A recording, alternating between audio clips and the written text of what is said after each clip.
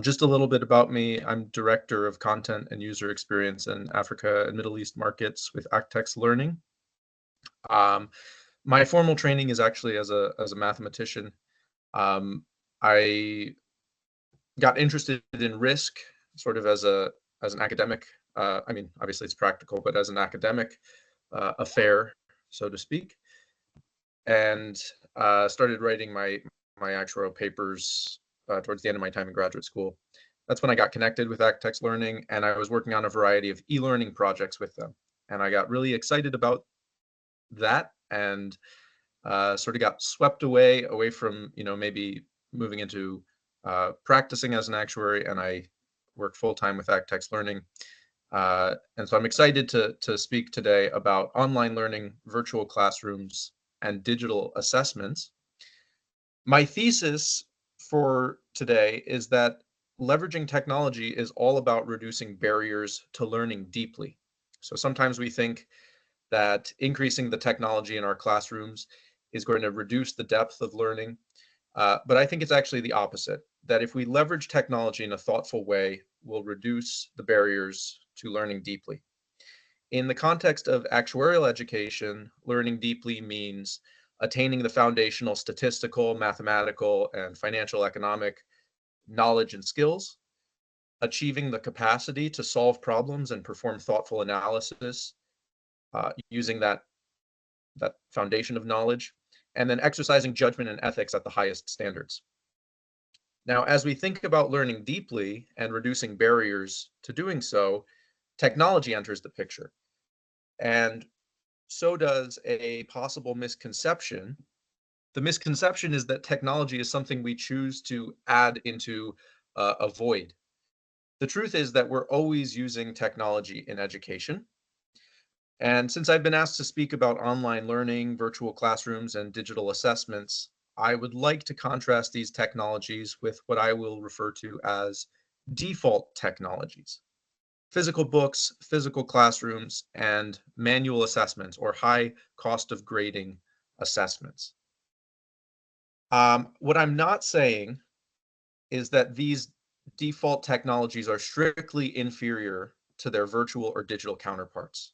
I am not saying that they're strictly inferior to their virtual and digital counterparts. Rather, I hope to encourage us all to reconsider how and why we use the technologies we do, whether digital or analog. And we can think of this as, it's not a 0 or a 1. There might be a weighted average. There might be a blend of resources and technologies that will better serve our students as they try to learn deeply. So in this picture, I have three sort of generations of books. Books, of course, are a fantastic transport of uh, knowledge, a great information store, and really a cornerstone to deep learning, or learning deeply, which actuarial students need to be doing. So I'll focus first on this first generation of books. These are physical books. We have four readers or customers. We have a publisher, and each user gets a particular edition of a book. So with physical books, a publisher prints and ships a book to a customer, and the customer has some particular edition of the book. And there are obviously shipping and printing costs that are associated with this. And while there are rental markets for books, it's not a very easy model to implement. And so the alternative is paying for permanent ownership of the book, and this cost will be absorbed by the customer. The customer is then responsible for storing and transporting the book anytime it needs to move from one location to another. So, how many of us have packed up a bag, moved to an office, or moved to our home, or moved to a library, and we open up the bag and we discover that we left one of the crucial books behind, right? And so we wasted a lot of time and we reduced our efficiency for learning. There are other issues with this first generation of books. In particular, it's not easy to update the book once purchased, and the book has to assume a particular level of background knowledge. Right? So we have knowledge gaps. Even when books attempt to be self-contained, there are going to be knowledge gaps. Individuals have to vary in terms of their background knowledge, and it can be quite costly to address knowledge gaps.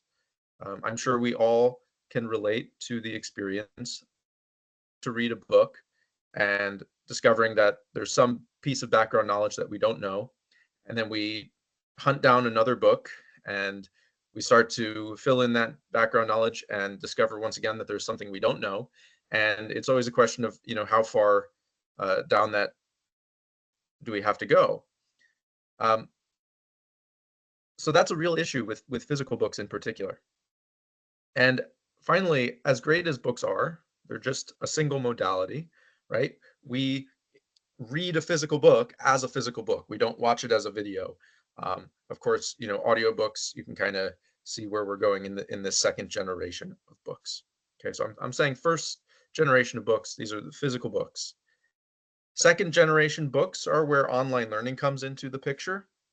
A second generation book connects a publisher's book to the customer directly through a digital copy. So these dashed lines, which represent physical delivery, physical one-time delivery, these are replaced by these continuous lines, which means that in principle, you can have a continuous delivery of a digital copy.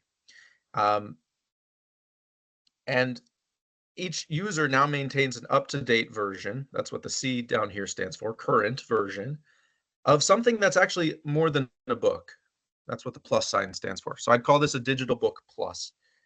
So shipping and printing costs for digital copies are drastically reduced.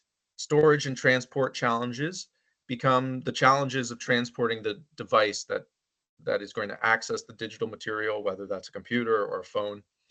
Licensing becomes much more flexible because renting is now significantly easier to implement for digital content. And that means that users who will get the vast majority of benefits from a short-term or a medium-term rental agreement don't have to pay all the extra costs associated with permanent ownership. And importantly, crucially, updating books is now as easy as the publisher editing and uploading a new file. Moreover, the digital format allows for hyperlinks to be introduced and for supporting content to be connected at just the right locations to address knowledge gaps. Since digital content is really perfect for multimedia experiences, we can also integrate a digital book with multiple modalities like videos, practice databases, reading planners, etc.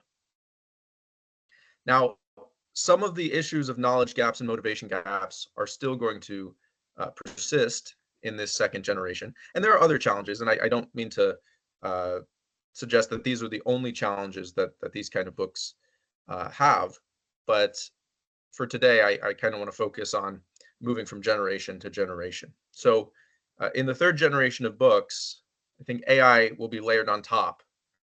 So now each customer, it could be said, is going to get a sort of a personalized version. So it's not just hard-coded supporting content like in generation 2, but now personalized content support so that each user gets a version of the book that really is personalized to them.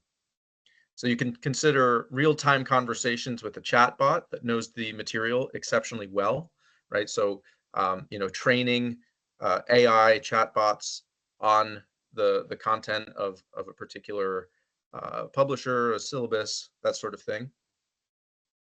And it's even possible to think about a fourth generation in which the book itself maybe is not written once and for all, but is actually dynamically generated. So it generates a first section, and then based on the interaction with a chatbot or practice exercises, it will generate the second section of text and so on. And in that way, over the course of one's studies, a new book is generated.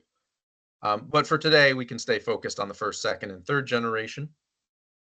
So that third generation with the personalized digital book plus is going to address those knowledge gaps as well as motivation gaps, because there's going to be conversations that are going on between the learner and the chatbot. And a lot of those conversations will center around knowledge gaps as well as motivation gaps. So we're doing a lot of work right now at ACTEX in this second generation, looking forward to the third generation. In the context of Digital Books Plus, you can see here, some of the gains of flexible licensing. There's certainly more we can do here, but I just want to draw your attention to this first box and this fourth box. And what these prices show us is a 39.3% spread in price between a digital 6-month license and a printed and digital with a 12-month license on the digital, right? So that flexibility in licensing and that move away from printing and shipping costs is really a substantial improvement in affordability. Here you can see that our materials are what we refer to as integrated. So up at the top here, you see this blue text. It's a little bit small, and then this little symbol. This is one of our texts, and the digital content here is hyperlinked. So if you click this blue text, it brings you to something called the hub. It shows you a definition, gives you kind of a synopsis of the topic. That's useful in its own right, but more powerful is that it connects you directly to the study materials that relate to that topic. So you can watch videos, you can practice with flashcards, you can do practice exercises, both in and outside of the text itself. And so that hyperlinking, I think, introduces efficiencies. It allows the user to support their learning with movement across different kinds of media. So I'll speak, from my personal experience. I find that watching videos really can be very helpful when it's placed just in the right time. It can be very helpful for breaking through a plateau where I'm just not quite understanding something from, reading the text. Another really simple usage of hyperlinks that I think is it's simple but profound, is simply linking exercise statements to their solutions, right? So we click the pink link on number 2, it brings us to the solution. We click back, it brings us back to the statement. It sounds so simple, but it tightens feedback loops, right? And I think that's something that as instructors, we need to be thoughtful about how we're speeding up feedback cycles for our students. There are other ways that we can use the digital format to speed up feedback cycles. So for example, if a user is marking a sample exam in a text, the text can be supported with auto grading so that the user marks the document and then a script runs on the document and auto grades it, right? So these are ways in which we can speed up the feedback cycle, and that ultimately allows people to learn more deeply, by improving with each iteration and having more sort of cycles of effortful experience with the material. Now I want to discuss physical classrooms and virtual classrooms. So again, I have sort of 2 models, okay? A little bit different now. Now everyone's going to the classroom, right? And when we use physical classrooms, there are actions that we have to perform before and after attending, right? Before and after we commute. And those have time costs. Commuting has time costs. The order in which we do things has time costs, right? If we have to commute and so we must shower and bathe before we attend the physical classroom, it might push a study session to the other side of the physical classroom. Some of those constraints are lowered in the virtual classroom. There's the irreducible problem of geographical constraints in the physical classroom, right? So no matter how small the commuting costs and the other costs are for those who live in a reasonable proximity to the physical classroom, simply not everybody can live in close proximity to the physical classroom, right? An event like today's event, is not as feasible in the context of a physical classroom. So this is true for both lecturers and students. So students There will be students who are deprived of knowledge and guidance because of geographical constraints, and also deprived of the expertise of particular instructors because the instructors are too far away. Within the physical classroom, there are time constraints, space constraints, and there are these reducible costs. Absenteeism, right? Everybody shows up with a particular probability. The presentation, might not be so perfect. Any insights that are shared, or any conclusions that are drawn through the physical classroom experience have to be drawn out manually, right? That's time costly. And then there's just all sorts of constraints on time overrun. And all of these issues are addressed in the virtual classroom, right? Now everybody goes to this virtual classroom, and the pre-commute and the non-commutativity costs are drastically reduced. Geographical constraints are significantly reduced. And this also means that professors can leverage specialists, or use virtual classrooms to fill in gaps in their own background through seminars, for example. The virtual classroom is going to be more easily recorded, which has a variety of benefits. It allows imperfections to be addressed, reduces the costs of time overrun, allows students to watch again at their own pace, in their own targeted way. And it also gives them multiple modes of feedback, right? So we've even seen it today. We see public chat, private chat, raised hands, and then if microphones are allowed, then there's also the opportunity for microphones. Instructors can be really thoughtful about how they introduce polling in their virtual classrooms, and making requirements about participation, I think can be done really thoughtfully. I want to, be very clear that there are benefits to physical classrooms. Having a shared physical space allows to develop deeper emotional connections, allows more relationship building for many people, as opposed to the virtual classrooms. Physical classrooms are going to provide more pacing cues for the instructor. It offers more flexibility to adjust the instruction in certain directions, not all directions. So, for example, small group collaboration in physical environments might be more productive than virtual breakout rooms. So again, this is not to say that physical or virtual activity, is one strictly dominates the other, but rather, let's really thoughtfully reflect on why we're selecting the particular technologies. Why are we choosing to meet in a physical classroom? Why are we choosing to meet in a virtual classroom? When we're on virtual, how are we structuring the session? And when we're in a physical classroom, how are we structuring the physical classroom? And also, when we're thinking about our own upskilling, are we still thinking using a dated model for information access? Are we, as instructors, taking advantage of the virtual classrooms that exist, either to complement our own knowledge or to improve our knowledge? One thing I want to point out with the topic of shared insight extraction, here's a meeting summary from AI. Zoom has these AI summaries. I think Teams does as well.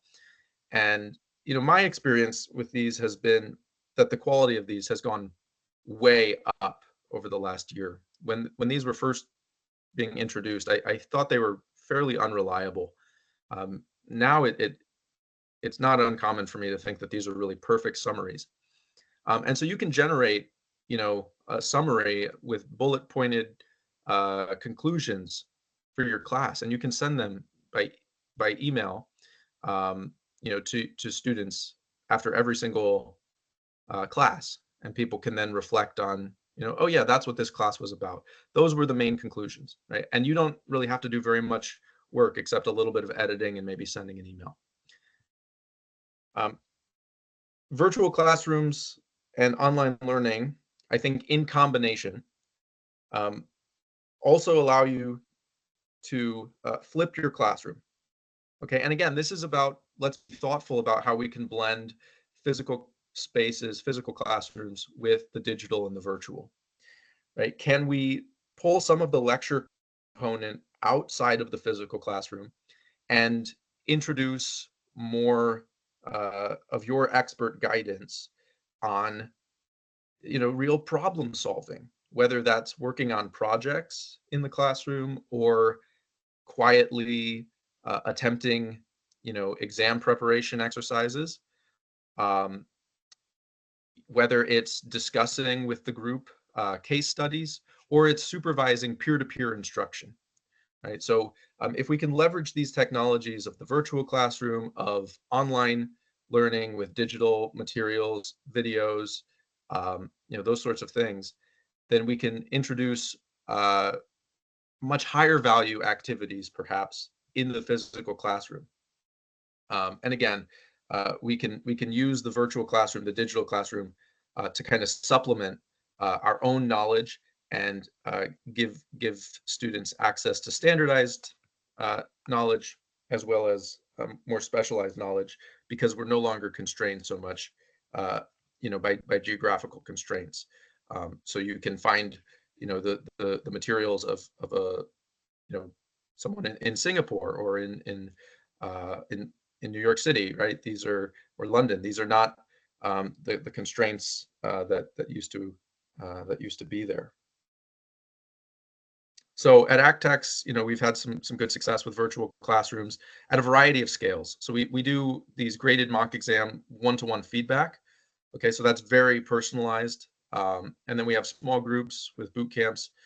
Something really exciting that we've done recently uh, is our Actuarial Faculty Development Program, or AFDP, which is joint with Milliman through their initiative with the UNDP initiative known as GAIN.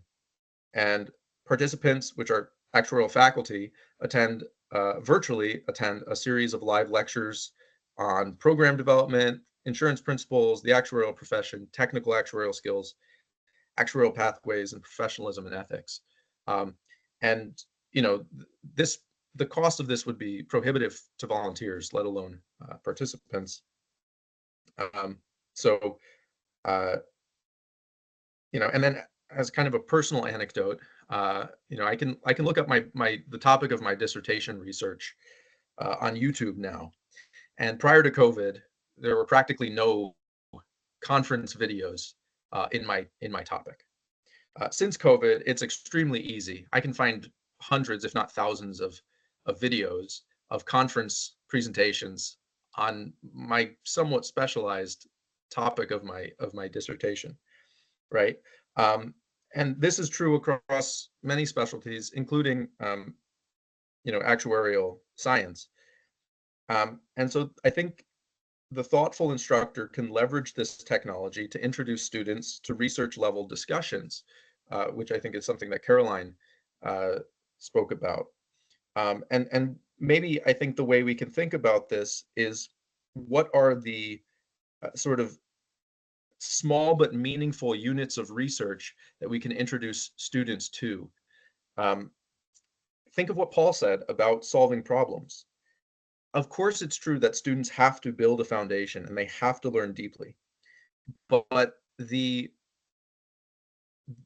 way that the geographical constraints have dropped, we see so much more conference video content. We're seeing a more iterative preprint sort of environment where people, put out preprints, they iterate on them, and the iterations are available, right? So I think there are ways in which there's a minimal viable unit of student research which will expose them to solving problems that maybe we don't know how to solve, and makes knowledge a little bit less um, inert, right? I think Caroline quoted Sal Khan, who said, it's not about just filling the students' heads with information. but helping them apply that and thinking with the information. Um, for the sake of time, I'd like to just quickly go through some questions about assessments, and I'll ask sort of provocative questions, if I may. So the first question uh, that I want to encourage everyone to think about is, how much does the high cost of grading influence your policies on assignment resubmission? If we want our students to be learning deeply, we need to be moving in the direction of mastery. We need to separate our students' learning from time constraints that are based on models where grading is highly time costly to you. I've been thinking about this myself. Um, and for me, the answer is it's about 90%. When I think of a policy that prohibits assignment resubmission, I it's mostly because it's costly to me, not because it's beneficial to the student. So you'll all come to different answers, but I want to pose that question to you. I also want to pose the question of, what is the opportunity cost of grading for you?